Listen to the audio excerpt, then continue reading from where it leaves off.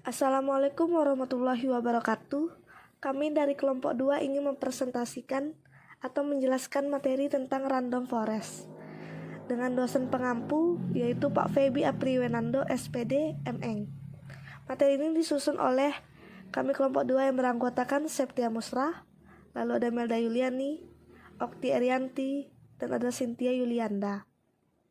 Sebelum masuk pengodingan, saya Septia Musrah akan menjelaskan apa sih itu random forest. Garis besarnya apa sih itu? Kita beralih ke slide yang kedua.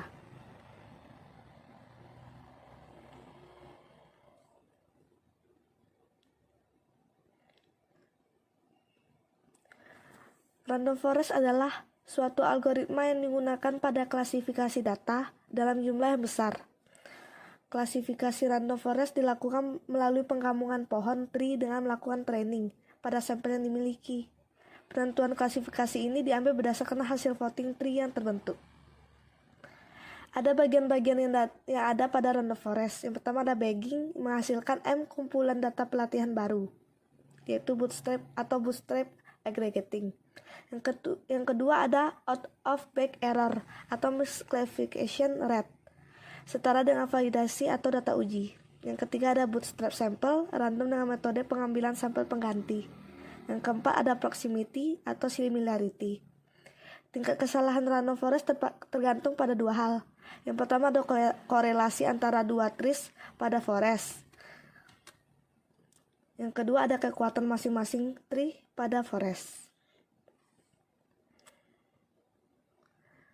Baiklah,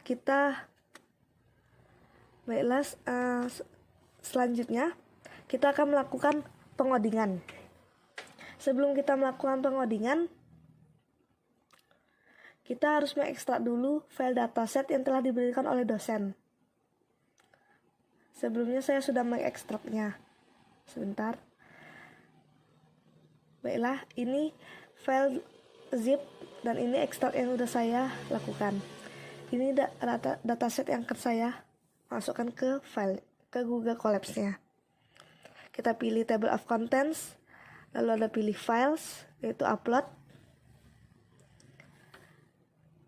Kita masukkan file yang ekstrak tadi, yaitu dataset. Ini data-data yang ada di dalam dataset tersebut.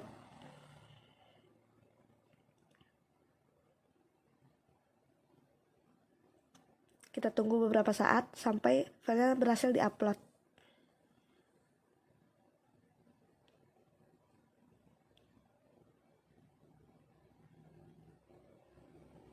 Dataset telah berhasil diupload. Saatnya kita melakukan pengodingan. Bila codingan pertama itu yaitu import. Import ini berguna untuk mengoding file dataset yang telah kita upload tadi. Itu gunanya. Yang kedua, kita coba run, ternyata berhasil. Complete pada jam 3.31 saat saya melakukan pengodingan.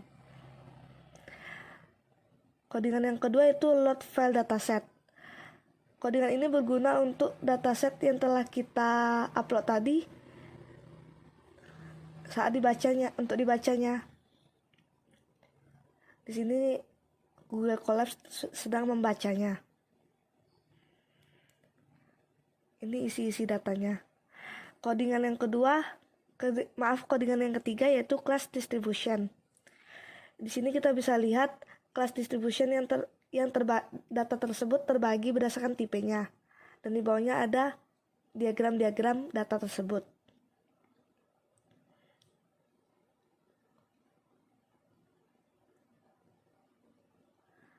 Untuk codingan selanjutnya yaitu di sini kita mengimport data ke Google Colab dan membacanya. Untuk codingan selanjutnya yaitu import. Ini maksudnya adalah dataset yang telah kita import tadi akan dibacanya dan akan diubahnya menjadi codingan. Ini codingannya. Sebelum itu kita coba run dulu apakah berhasil. Ternyata berhasil. Codingan berhasil di coding pada jam 3.32 saat saya melakukan pengodingan. Codingan selanjutnya yaitu di sini kita lihat data-data yang data-data yang ada pada dataset kita ekstrak tadi isinya. Di sini kita menghapus tanda baca dan teks-teks yang tidak kita perlukan. Tahap ini kita melakukan pre-proses scaffolding. Apa sih pre-proses scaffolding? Itu adalah perintah di mana data yang diupload akan diatur kembali sesuai dengan tata letaknya. Data tersebut kita diatur dari A sampai Z. Jika ada huruf yang besar akan diubah menjadi huruf yang kecil.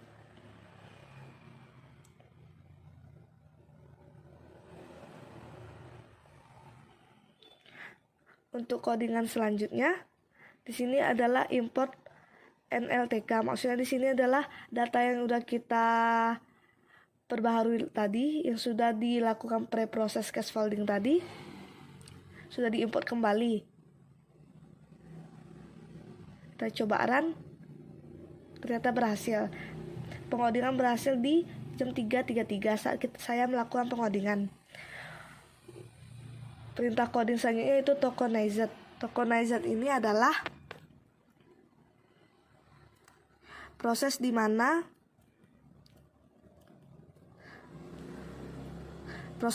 membagi teks dapat berupa kalimat. Jadi data ini kita atur sebagai berupa satu kalimat, satu paragraf atau dokumen menjadi bagian-bagian tertentu.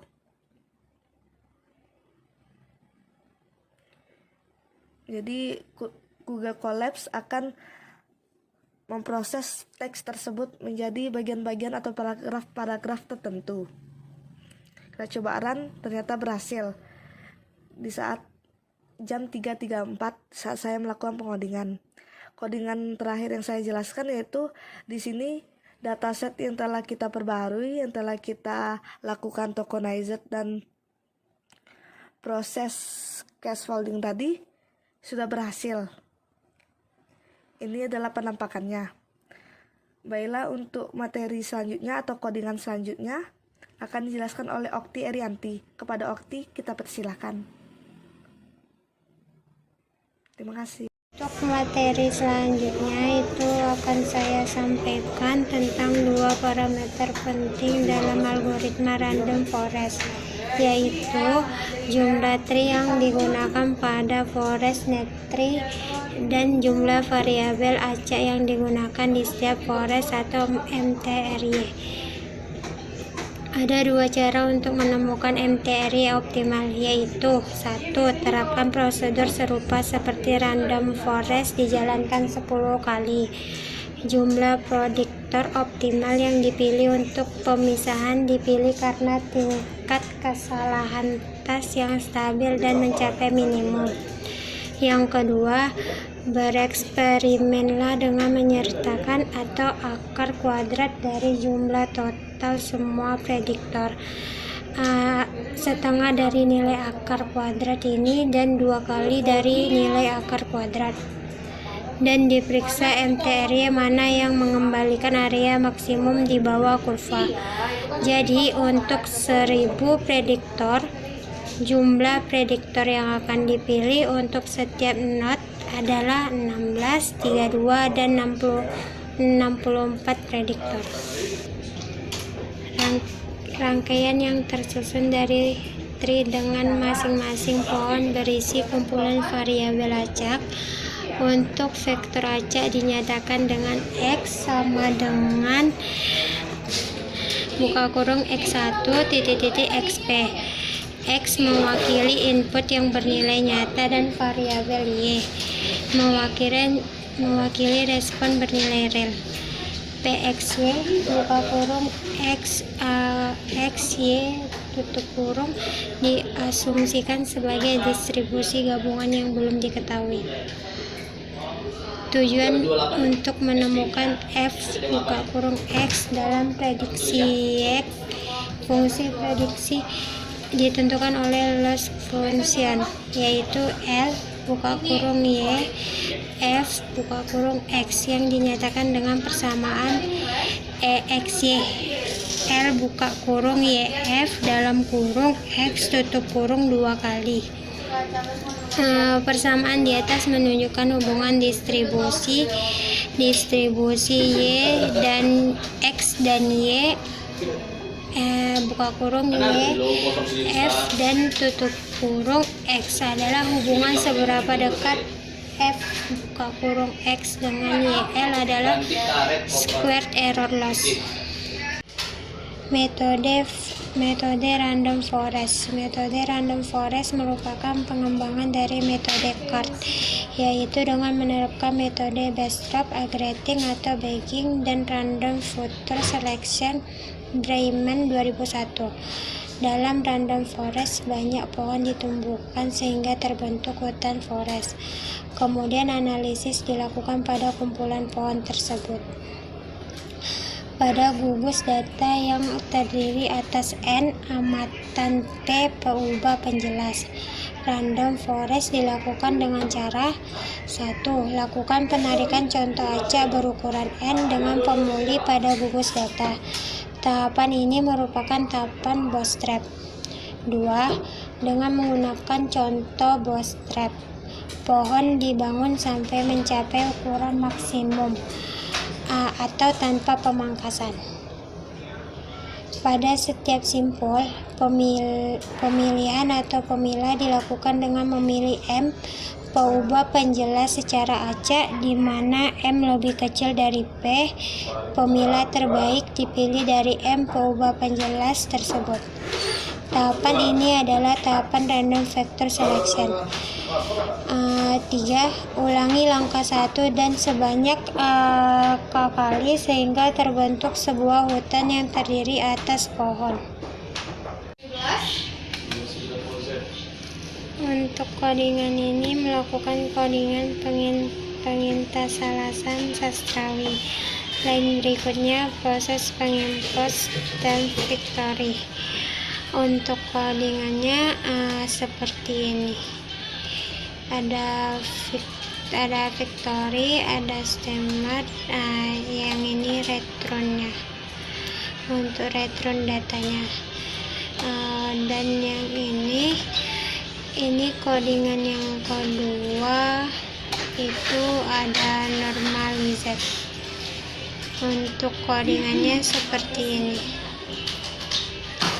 Untuk codingannya, dan yang ini codingan ketiga itu ada pakai dataset. Untuk ini ada pakai data frame. Untuk data frame-nya itu ada 1, 2, 3, 4. Habis add ADLH sama avaik. Ini untuk hasilnya itu 108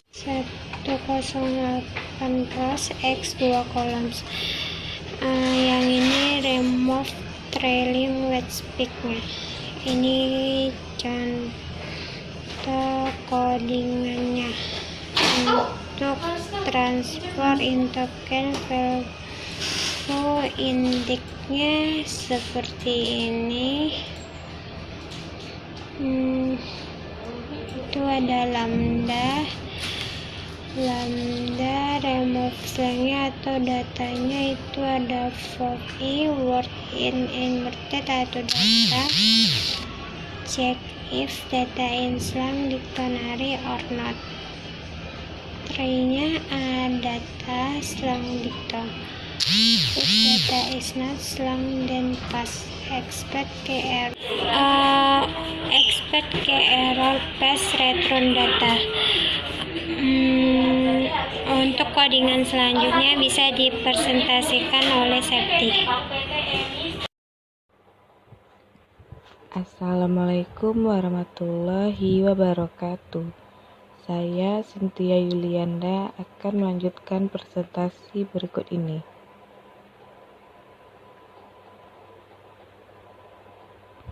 Yang pertama, import library. Selanjutnya, melakukan stop word pada dataset. Dan pada tahapan ini, data tersebut di-download dan dipindahkan. Pada tahapan ini, saya memasukkan database yang saya ekspor ke Google Colab dengan menggunakan dataset dan bahasa pemrograman Python. Pada dataset keempat muncullah isi dari database redatabase seperti pada skrip yang telah saya buat. Di sini nilai HS yang muncul akan berbeda pada setiap perkataannya.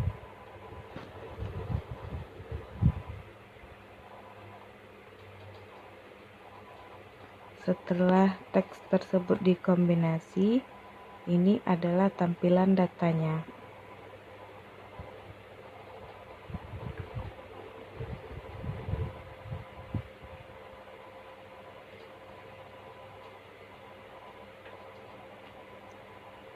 Dataset terbagi atas 2 kolom dan 13.169 rows. Dimulai dari angka 0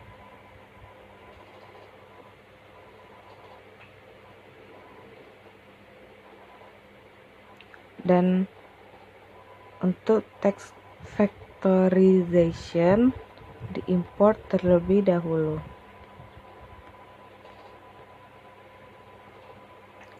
Apa itu text factorization?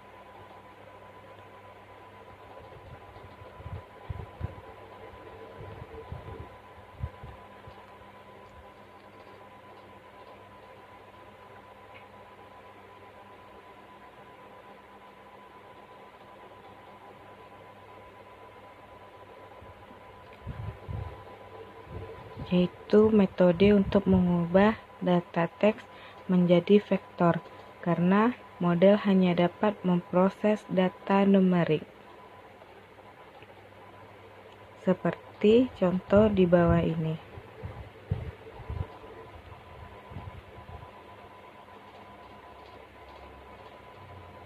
Dan lalu kita mengimport data imbalance, yaitu merupakan data yang tidak seimbang, di mana di distribusi kelas data tidak seimbang jumlah kelas data instance yang satu lebih sedikit atau lebih banyak dibandingkan dengan jumlah kelas data lainnya.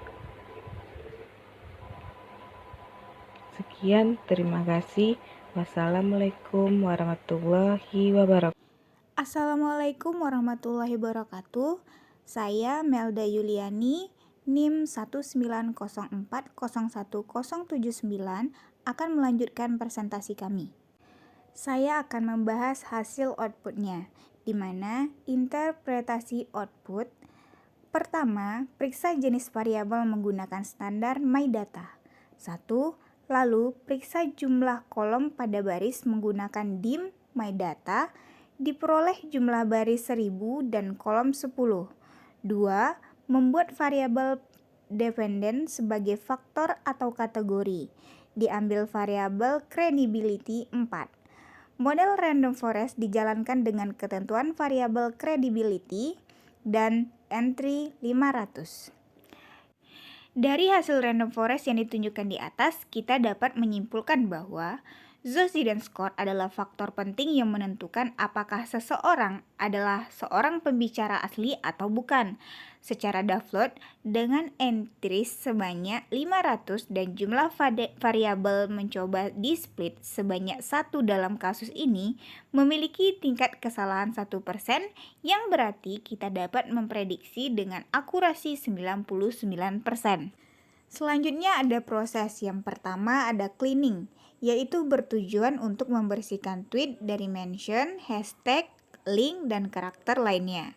Yang kedua ada casefolding, yaitu bertujuan untuk merubah semua huruf kecil atau lowercase. Yang ketiga tokenizing, di mana bertujuan untuk pemisahan kalimat atau dokumen yang menjadi kata-kata penyusun kalimat tersebut. Yang keempat filtering, yaitu tahapan untuk menghapus kata-kata yang tidak memiliki makna yang berasal dari proses tersebut. Yang kelima, stemming, yaitu mengembalikan semua kata menjadi kata dasar yang menyusun kata tersebut. Yang keenam, ada sorting ascending, yaitu untuk mengurutkan hasil processing sesuai dengan urutan kecil ke besar atau A sampai Z. Selanjutnya kita masuk pada codingannya. Yang pertama ada deadlink with imbalance kelasnya, dapat kita lihat pada gambar.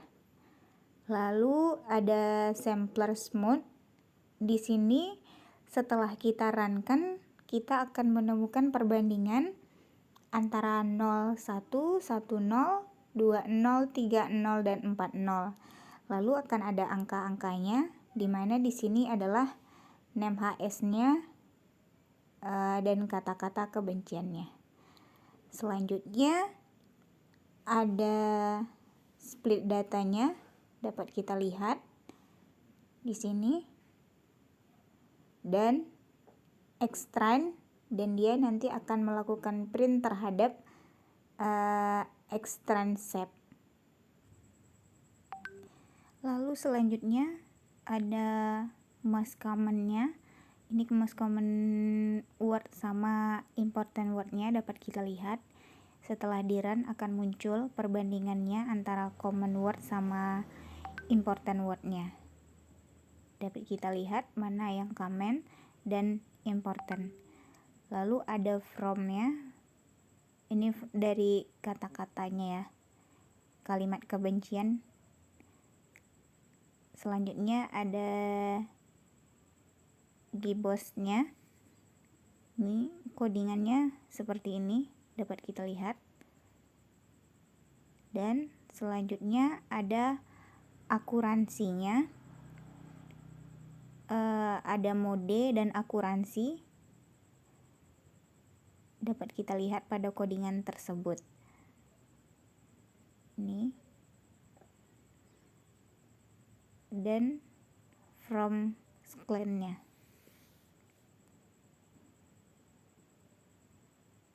Dimana pada mode akuransinya telah terdata angka-angkanya tersebut di sini.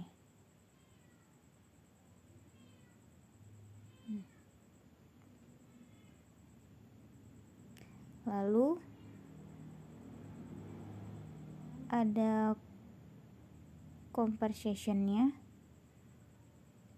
Maaf, ini agak error, jadi mungkin kita dapat lihat mungkin ada beberapa kesalahan dari codingnya. Dan di sini saya lanjut pada grafiknya. Di sini dapat kita lihat penurunan grafiknya dari 0,025 sampai 4,0.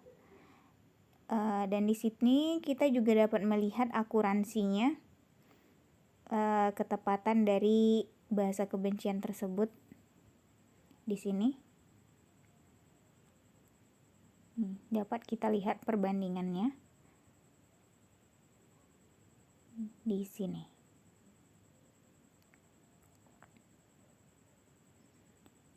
Baiklah, sekian presentasi dari kelompok kami. Lebih dan kurang kami mohon maaf bila ada kesalahan.